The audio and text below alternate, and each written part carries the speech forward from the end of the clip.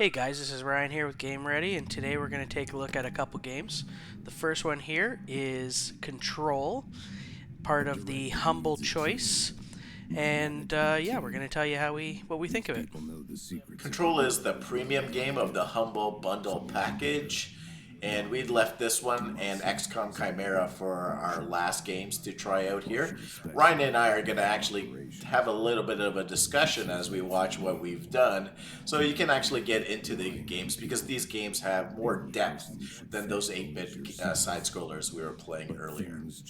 Yeah, so first off, what type of game is this? As you can see, it's very much a third-person adventure, action, shooter type game. Um, I thought it was pretty well done. I have it. What would you compare it to, Greg? I'd probably compare this to Resident Evil. I would say it's a pretty close comparison to that style of game. Uh, yeah, so I have a little bit of experience with Resident Evil, but the game that smacked me right away the moment I started playing this was Max Payne, and that was many years ago. But why? This game is creepy as hell. That's why. Yeah, so the creepiness is why I say Resident Evil. I mean, anytime you're talking these third person, like adventure style games, I mean, you can compare them to anything. I mean, I guess you could compare it to Tomb Raider, right? But the ambiance of the game and the creepiness of it, and just the whole storyline was very creepy Resident Evil esque for me. Two things that got me. So I've been I've been testing different uh, headpieces on for audio to find what I liked, and I've been using these Beats audio while I was playing the game.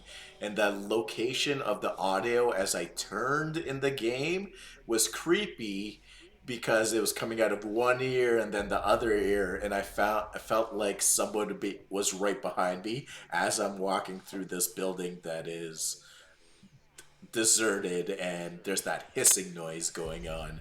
So immediately I had chills, and that really got me into this game. Yeah, for sure. It was the ambiance in it is great. It's a little too creepy for me. I wasn't playing this game at 11 o'clock at night. I wasn't, I'm sitting in the basement all alone. It's like I'm hearing stuff in the back corner. No, no, no. This game was a daylight time game for me. I creep out easily. This game did it. I do too, but I wasn't like you. The first time I played it was midnight. It was dark, and just even the intro movie and that hissing sound, you don't really know what it is yet until you get later on into the storyline. I ended up not going to bed for till 2 o'clock, but I stopped playing the game like 45 minutes after. I had to calm down for an hour before I actually went to bed.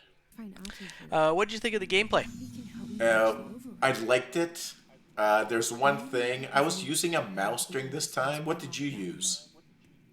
Okay, so I tried both. I tried both the It's so mouse hard and for the me at the keyboard. elevator if you're the I type that thought takes it office. would translate really, or sorry, I Is my thought tea I bag thought it'd ready? translate well to the controller. I personally didn't like it. I found it not responsive enough. I needed the mouse and the keyboard to actually feel like I could hit what I was shooting at. Maybe others will find difference there. It seems like it should be good with a controller. I didn't like it though. I had to switch back to the mouse and keyboard. I've been having PS5 controller issues all week, and I couldn't get the controller to Invisible. sync with the system, How do I get there? and I still haven't figured that out. If anybody has any tips on this PS5 controller DualSense not charging properly, hit us down below because I need some help there.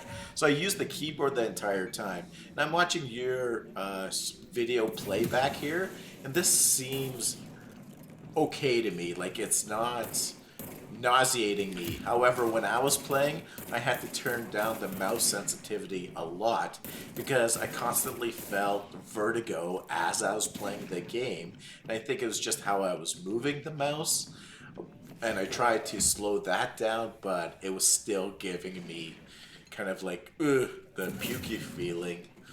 Uh, it might go away as I play the game more, but I couldn't. I That really hit me at the start, and it kind of wasn't smooth. I don't know how to describe it because I've played other games like this. So I don't know why these controls definitely were that sensitive or made me nauseous. Yeah. Now, on my system, you can probably notice through the clips that it's it's not running the smoothest. I will say it ran much better when I wasn't running OBS trying to record it in the background. So the frame rate was a lot better. The game ran smoother.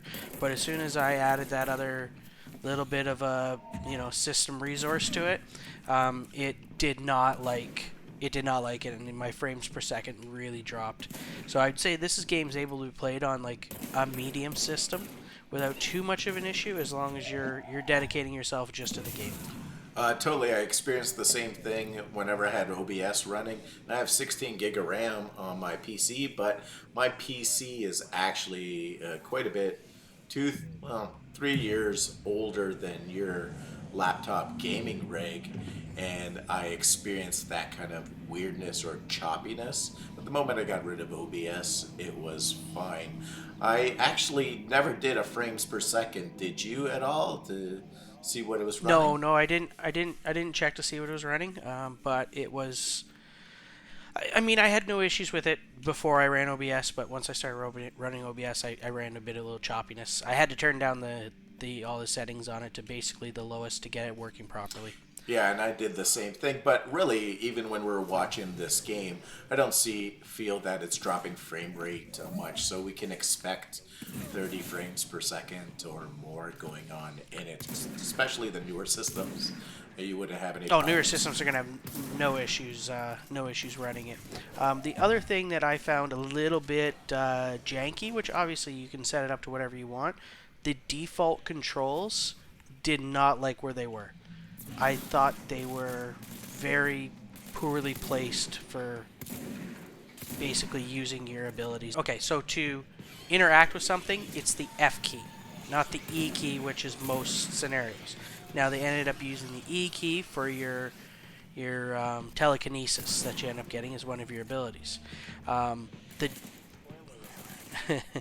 the other ability you get's that like that dash, and that's on the V key, which isn't close at all to where you want to be clicking. So I found trying to use the default controls, I was misclicking the whole time. It just wasn't working properly. That I will give you. So the WASD for the motion of moving, I found that I never used the S key whatsoever because you could move your mouse and just keep running forward. And then that's the same for all games. But yeah, when you get to shift and the space bar for doing items, I felt that was a big stretch for my left hand. And I wish I could map some of those keys. Well, and you can, right? It's just a matter of the default out of the box, what they try to set you up with. I just thought it was really poorly mapped out. Makes me nauseous. I'm surprised they didn't use a number actually, because jumping into the 3 with your middle finger would be easy. Or I never got to use some of the commands on the mouse that they showed it. Did you? Yeah, pretty sure I used them all. Yeah, you could set up 3, 4 extra buttons on the mouse in order to use it instead of on the keyboard. Gotcha. You didn't? Yeah, I never got to that point. No, I didn't. I didn't set it up, but I mean. So what did you think about the graphics and the cutscenes and the graphics of the in-game characters and overall? Graphics wise, excellent. And I love how they did the cutscenes were actually real videos, and it was seamlessly as in the scenery around that real video. It didn't look like it was a stark difference between this character cartoon, how it's created in the game, and then the cutscenes were like, oh, did we just flip channels? Are we on YouTube now? They made those in the game seem great. Did you notice that some of her cutscenes, she's a real person, Yes. but some of them are the cartoon? Yeah. No, they did a great job where they did a little bit of both. I'm not sure why they used both, but it didn't take me out of the game. The immersion is here totally. once you're in this game, and like me, if you have the lights down and you have some good speakers on or a headset on, you're totally in the game. I didn't find that there was a part in the game where I'm like, oh, it jumped the shark, and now this is just something I'm playing. Yeah. Replayability and hook on this one. Replayability, I don't know. I can't see a lot. Maybe you'd want to go through it again. Um, Challenge yourself to maybe play it better. I'm not too sure. But the hook, I mean, it's like we were talking earlier. For me, it's the ambiance, it's the creepiness. The gameplay's solid. But it's the whole world they dive you into. You want to unravel the mystery that's kind of going on in this person's world that's happening right now. I totally agree. This game has me coming back, but the creepiness has me not coming back so often. And because we're testing this game to tell our viewers, and it was just a little bit of that battle, but I kept going in. Actually, the second and third time, I turned on subtitles, and I didn't listen to the music at all.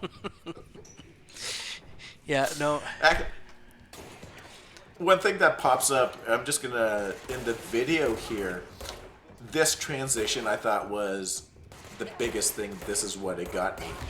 So we're zooming in on this little box, and the phone is ringing. And it's ringing like in a distance, and it's muffled, and just how the video is panning in, and she's telling a story, and you can just, this is what sold me. And this is just right at the start of, this is 10 minutes into the game. Yeah, no. So at this point, I knew that it had like good directing and producing. Yeah, absolutely. So overall opinion of this game. What did you think of it? This one is a hit, just based on, I felt like it was a movie with good production, and even the start of the game looked like a movie because it had director. I thought I was watching a James Bond movie at the start. Yeah, no. Uh, It's I will give this one like a solid 8 out of 10. It rates up there with any of those top tier 3D adventure games. It's right up there with it. Is it as good as them? Maybe not. Like I haven't completed the game yet, but I mean it's got everything I want in one of those games. I thought it was really good. what was it about this game that hooked you? Like that, there's those minute little details that are in there, and mine was that telephone ringing one. Did you have a specific point, or was it just overall being immersed in the scene? Overall, being immersed in the scene, I thought the cutscenes were really well done too. They just came across like eerie, but they brought you deeper into the world and made you want to see a little bit more, even though you were kind of sitting back, creeped out a bit. But yeah, no, it was just the production value on this. I thought it was excellent. This is the reason. This game is the reason you'd be considering this month's Humble choice. Totally. Did you look up the original value of this game? Yeah, it was $39.99 is what it currently goes for regular price Canadian. So, I mean, if you're looking for this type of game, it's worth every cent of that $40. I think. Like it's. I realize it's a little bit. It's not even that old. I think it came out in late 2020. I mean, so it's very well priced for the content you're getting in this game. I honestly, I would drop $40 on the game because I feel like the price is reminiscent of games what they were when we were growing up of some games. Now games are in the $80, $90 range, and then you get into the game and you can get pissed off about, oh, does the value equal the gameplay? At $40, this is a total win. Yeah. Earlier you mentioned that this was an 8 for you. I think it's an 8.5, maybe a 9. Maybe coming from my area because I'm a new gamer, but I think the way that this is set up, I feel the production value was taken care of. Like, I just recently played Cyberpunk, and the production value was low there, and the game was nice and the scenery, but there was none of that kind of glitchy moments. There wasn't. Everything is polished in this. Even honestly, I found one spelling error in this entire game while I was playing, and I haven't finished it yet. But in Cyberpunk, that's not the case. So this game is 8.5, 9. Maybe when we post this, it might be closer to an 8.75. But I really enjoy it. I do too. Definitely worth your humble choice this month, and this game alone is worth picking up the bundle in my opinion. Yeah, if it was the title in it. Uh, the game itself, now that we're talking about it, I'm actually kind of interested to go back in tonight to do that. Uh, what did you think about? So you can see on the screen, I'm going through the mission and the collectibles, but even the records that they set up and the way that they set up, they seemed like they were good keys to the puzzle. Yeah, so and that's why I brought up the Resident Evil reference. It's very Resident Evil-esque, where you're going around the town, the factory, whatever you are, and you're picking up files, and basically those files are little tidbits of information that kind of push you along in the story, right? This one had a lot more of that. I would say almost too much, to a point it was a negative. I found I was reading a little more than I would like, but at the same time, you got to give them a little bit of props for all the extra attention and detail they put in to bring you an immersive story. Out of all our games that we played in this Humble Bundle, I believe Humble Bundle March 2021 is worth the buy. Control makes it worth it, and then you get XCOM thrown in. For the other games, of the worth of what those games are, it was a hit and miss, as you saw, but Control actually drives this bundle, and XCOM is a good bonus on top. I would buy Humble Bundle March 2021. Hey, this is Greg from Greg and Ryan's Game Ready, and we are reviewing two of the big games from the Humble Bundle choice for March 2021 today.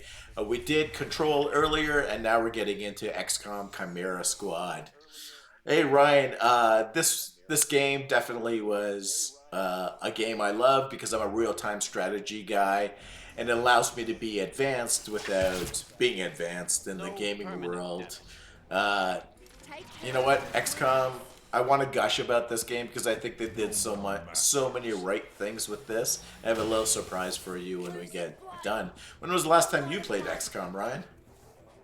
Well, I played this one just recently, but before this, I played the XCOM that came out a few years ago, not the second one that came out after that. But I mean, this game really it's a lot of the same, but they streamline it a lot better. So, yeah, that's the one thing I wanted to ask you. How do you feel that Chimera Squad, because if we actually think about it, this is like XCOM 2.1. They've modified some things from XCOM 2 when it came out, and when XCOM 2 came out, there were some problems in it that they had to modify and change because the game was totally different. How do you feel the jump from 1 to 2.1 was just for you? I thought it was good. I felt like it was missing a little bit of the depth from the first one, like your micromanaging ability within the game. That being said, I think it was probably for the better. Like, they just made the game that much. It's more of an easy access style, get into it, play style XCOM. You don't have to get too crazy with all your research and what's gonna happen next, sort of thing. Like, this is about map play, bringing your soldiers on the map and defeating the enemy. Yeah, I think you totally nailed it there. The original XCOM was you had to fly around the world and you had to manage the resources that you're building inside of your spaceship, and you even had to access the map with your team.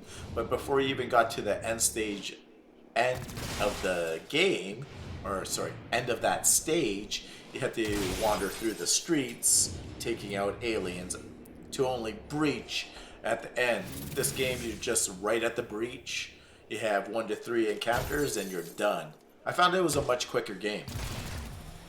Yeah, I was able to get into this one a lot more, and anyone who's not into that, you know, that all the micro, I keep saying micromanaging, that's not the right word, but like all the options to give a lot of depth to the game. So if you want to control, you know, what type of abilities your guys are running, there was more of that in the original one. This one takes a lot of that out, it seems, but at the same time, like I said, I think it's for the better for most people. Right? Most people are going to be able to jump into this game and play it a lot easier, a lot more user-friendly than the previous versions of this game. Yeah, you nailed it. Get in the game and just play. You don't have to know backstory, and there's backstory to the characters, but that doesn't matter. You know, you just get into the level. Each character has a certain ability, numbers 1 to 9. Honestly, you don't even have to know those abilities. If you wanted to just click on number 4, it'll tell you what that ability does, and then you make your choice there. This game is in. They had a lot of success with the first one, so I think they're just trying to, since they had so much success, they're trying to reach a broader audience, and you don't do that by making the game more complicated. I definitely think it's more user-friendly. I think the people who are XCOM original lovers might be a little disappointed in the lack of options department, but for the most part, the gameplay is, as far as I'm concerned, is pretty on point.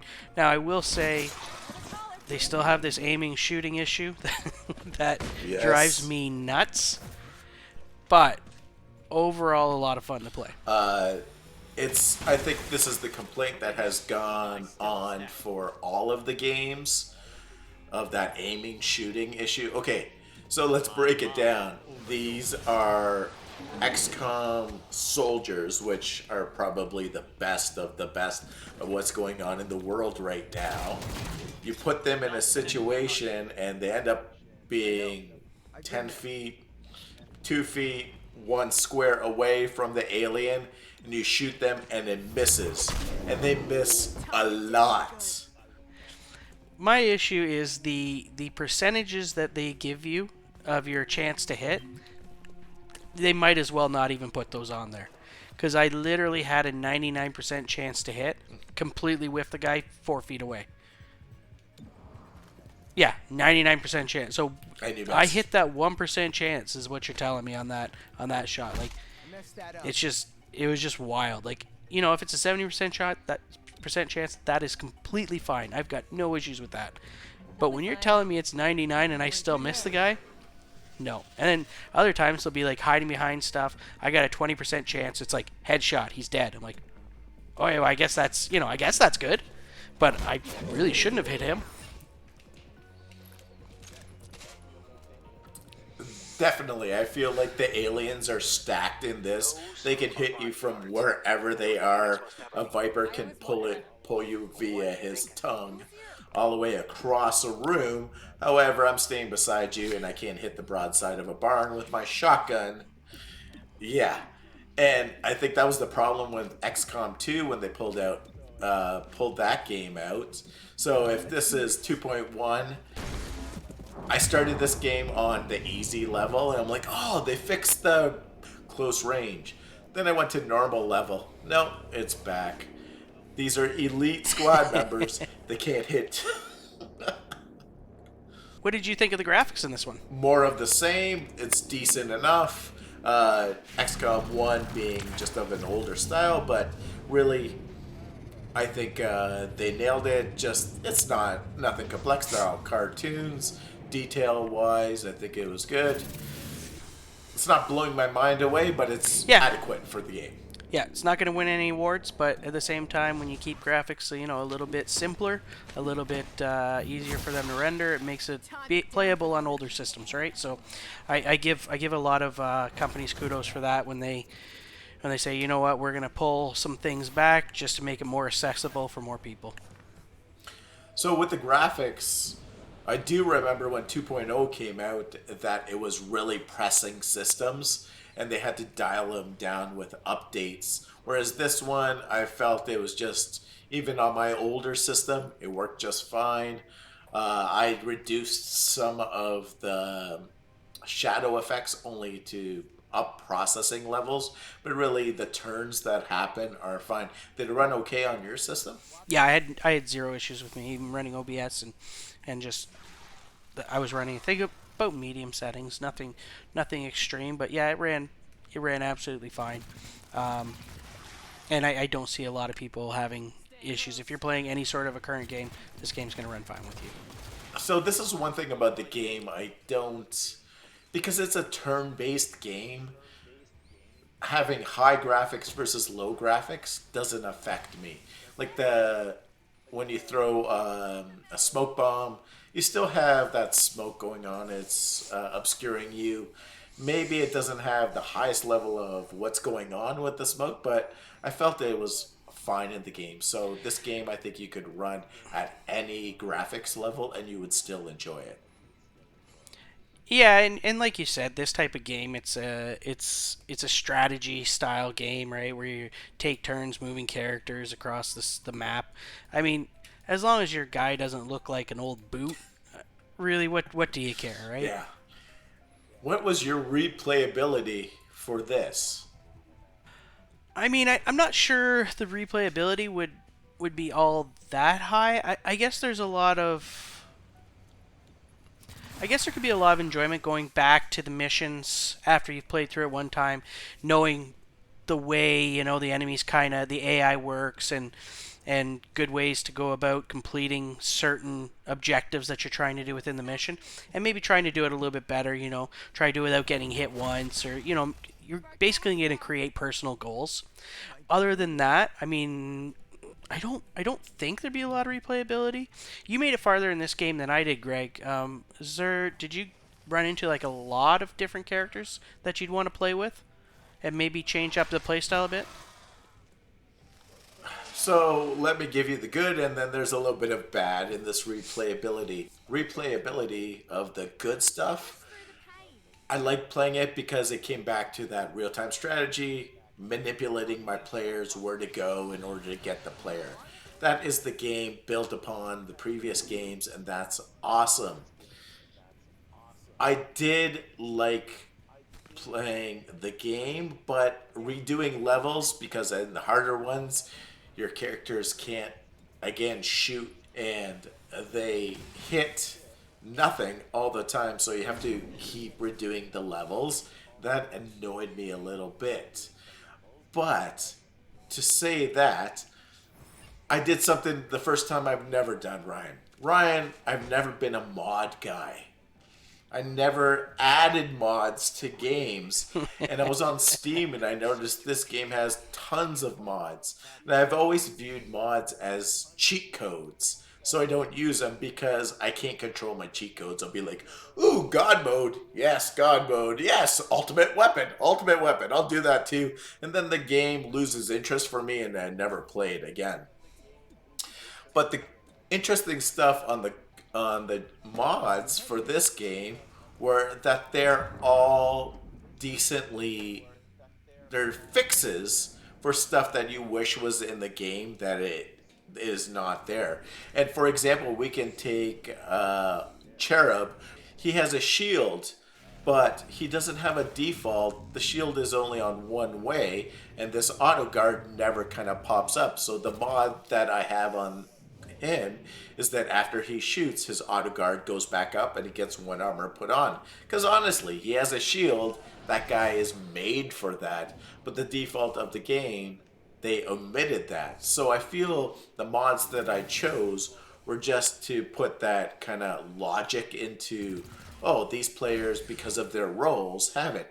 So the mods so far make me replay this game.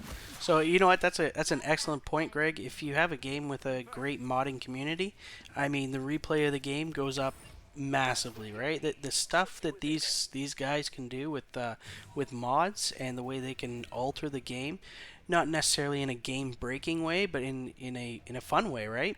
Yeah. Is amazing, and it really does add a lot of replayability to it. Now to actually mention it, I might have to go back and give a few mods a try on this one and see what we come up with. I went down the mod dark hole, but maybe you could actually speak towards other mods you've played in games because this is new to me, this mod. Well, it's actually having people that are actively modding, right? People who are interested in the game, making it better, cheating a bit, or just, almost creating a new game on top of the game you're playing. So mods can do basically anything you can think of, right? So if they don't like, they can bring out gun packs for mods. So maybe you're not super interested in the guns, or you think you want an end game gun, there isn't one. Modders can bring out like an end game gun. It might be a little broken, might not be, might just add a little more flair to the game, whatever, right? Some mods will do things that just, like you said, fix the game with your shield, right? I played a game, Mountain Blade. There's mods in there that fixes the whole world of diplomacy And within did it the make game. it better? Oh, 100% better. Like the diplomacy was just kind of there. They didn't the game creators didn't do it well. So someone said, "You know what this game needs, and it would make it better if they did this well." And then they fixed it. Do you find that mods eventually make it into game updates? I don't think so. I mean, I'm sure they may, but modding is usually not what the developers were thinking. So I've noticed back in my old gaming days and now back in new that even when you log into the game, especially this game, it actually has a mod tab. Is mod a new standard that is in games all developers expect their games to be modded at some point? No, I wouldn't say that. Just a lot of games where the developers know that they'll mod if they have a modding history. Um, they will definitely include that modding tab. They basically they have to. I'm pretty sure they have to open up their game so they can be modded, and then it's usually done through Steam. And then once it gets some traction, that's when the developers will sometimes embrace it. Some developers have actually gone away from modding to the community's outrage. So let's say they bring out number 3 for this one, right? Instead of 2.1 as you call it, they bring out the third or fourth one. The developers might say, we don't want anyone modding our game. We don't want to support it, or we found there was a lot of just hacks that broke the game in it. Then, they might not support it anymore. Being new to the modding community or just this game, definitely enjoy it. There are 128 different mods on Steam. So maybe my next question is Steam supportive of the modding community? I had no clue that Steam had these mods. Yeah, so Steam's got this function called, or this tab called, I believe it's Workshop. And basically, you have any add-ons or mods that are created, people upload them there, and then they're easy for you to find and install in your game. And use a lot, like most games that actually support it, you can do subscriptions to them. And what ends up happening is, anytime that mod's updated, your mod gets updated within your Steam account. All right, what do you think overall? What is your opinion? I think it's a great game. I think they've made it more accessible for more people. I like the streamlinedness of it. I like the maps. I would like a few more options, a little more customization in the game. That being said, I mean it's a solid 7 out of 10. Definitely worth a humble choice on this one. I think so too. It's worth the humble choice. I have two gripes about the game compared to if we use this as 2.1 versus 2. They shorten it to the breach, and the breach is fun. Every single level you breach, you get to choose. And what I noticed is if I end the game or I have to restart the level, the breach is different. And that keeps the game exciting. If it was the same breach every time, then you can learn how to game the system. However, I think they cut corners because really all this is XCOM Chimera 2.0 from the breach to the end levels. The levels are the same. There is no variation to the levels from 2.0. Build your base and travel around the world. That's all they've taken out of it. So they left the clunky stuff in about armory and how to promote your people. Why do you go to the armory when I can promote my people outside of the armory? That is just weird. That issue is there still, and they didn't modify that. That has actually taken this awesome remake, or sorry, awesome continuation from the original 8. I was thinking it makes it a 7 for me because they didn't bring that in, and it's just the same game, same things. It Nothing has changed Yeah, there. it's fair. This game right now on Steam is normally $29.99 Canadian. Now, do you still feel the same about what you're expecting out of the game for that kind of price? I think it's well worth $30. If we compare it to Control, they're two different types of games, but they both that money is valuable. Like I said, this is worth your humble choice for sure. I don't think I would pick up this bundle purely for this game. You're in it for Control basically on this game if that's your type of gaming style, whereas I would wait for XCOM 3.